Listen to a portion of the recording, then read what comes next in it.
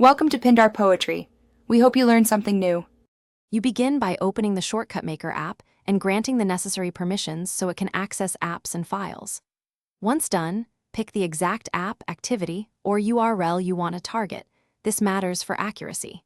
Make sure to name the shortcut clearly and choose an icon that you'll recognize quickly. You'll save time later if you confirm the package name or web address now and preview the shortcut before you press save. That prevents basic mistakes.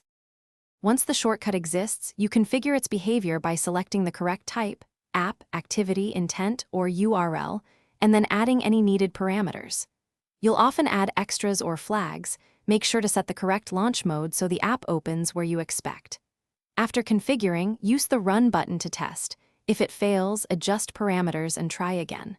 Also assign an icon or image now, and enable overlay or widget permissions. You finish by placing the shortcut where you'll access it, home screen or a folder, and then tapping it to confirm the action runs as expected.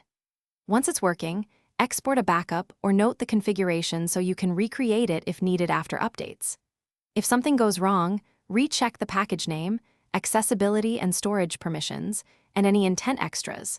Often a single typo or missing permission stops the shortcut from launching, so correct that and retest immediately. Thanks for watching. Consider subscribing if we helped you.